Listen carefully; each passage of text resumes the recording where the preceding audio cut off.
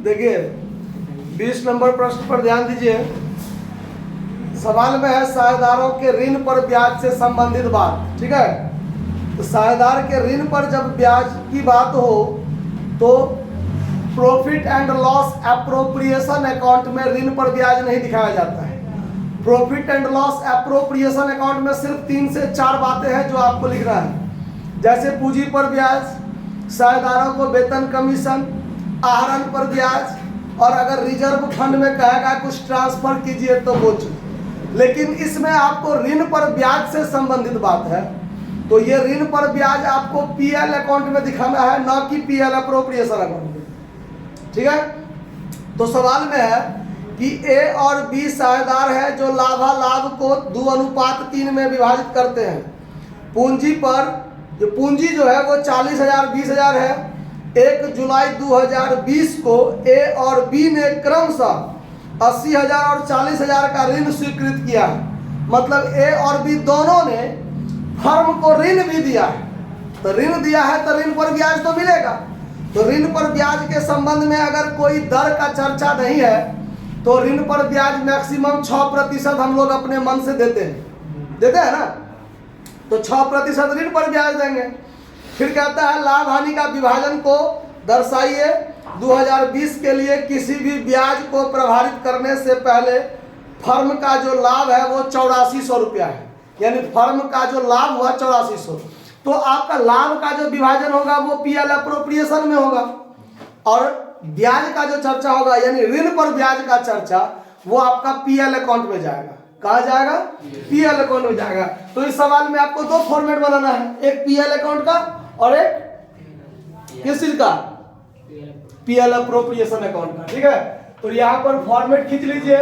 सबसे पहले profit and loss account, profit and loss account for the year ending कितना है? समाप्त होने वाला वर्ष 2020 है ना, तो सीधे यहाँ 2020 लिख दीजिए। तो इसका मतलब होगा कि 31 दिसंबर को 2020 में खत्म हुआ, क्योंकि सिंगल वर्ष है ना, अगर 2 वर्ष रहता तो वो फाइनेंशियल ईयर माना जाता। बस हो गया ये चीज।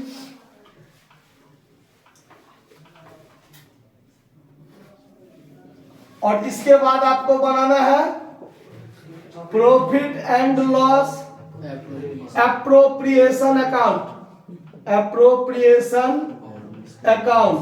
यहां भी होगा for the year ending, for the year ending 2020। ठीक है,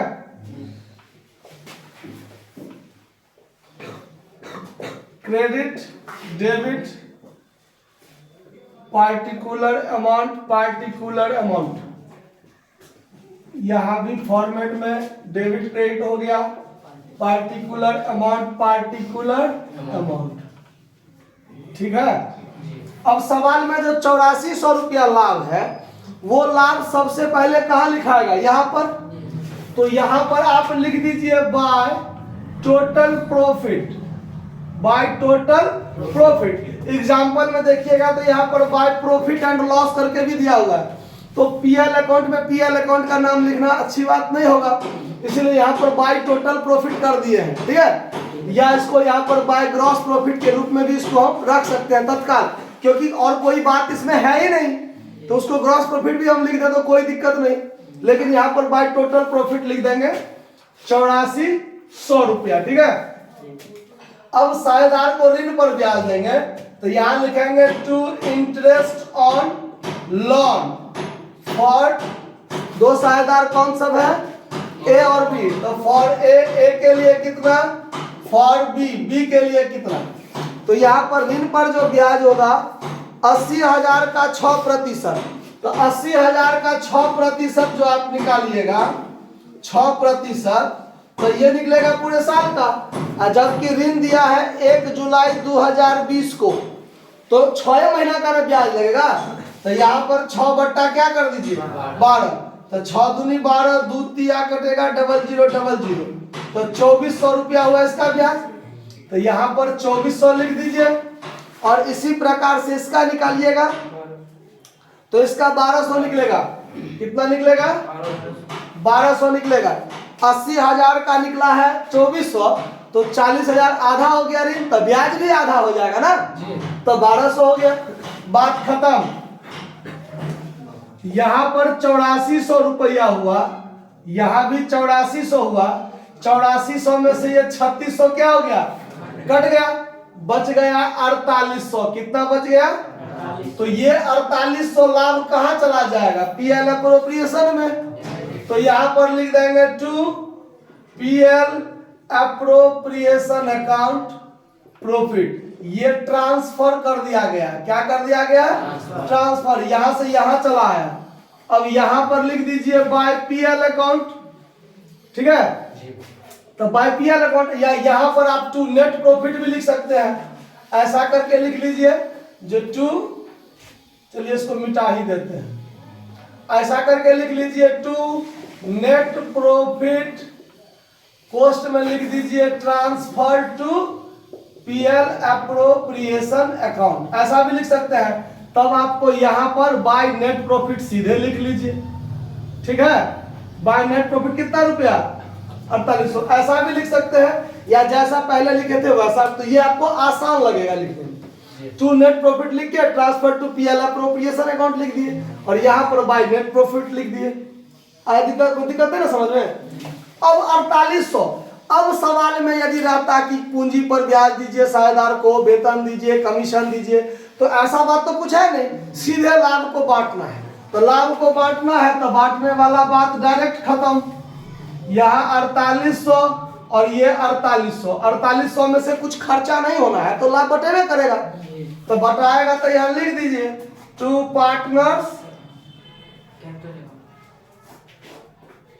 स्पीड में कुछ से कुछ लिखा जाता है ना, पार्टनर्स कैपिटल अकाउंट, कॉस्ट में क्या लिख दीजिए, प्रॉफिट। अनुपात क्या है लाभ बांटने का, 2:3, तो साझेदार ए और साझेदार बी, उसके बीच में बांट दीजिए 2:3 में, तो 4800 गुने 2/5, 4800 गुने 3/5, 5 से इसको काटिए तो 960 हो जाएगा ना, 9 × 5 = 45 और 5 × 6 = 30, ठीक है, तो ये 960, तो 9 × 2 = 18, 1 = 1920, यहाँ भी 960 होगा, तो 9 × 3 = 27, 1 = 2880, यही होगा ना, तो 1920 और 2880, ये 4800 क्या हो गया, बटाकर खत्म हो गया। समझ में आया बात।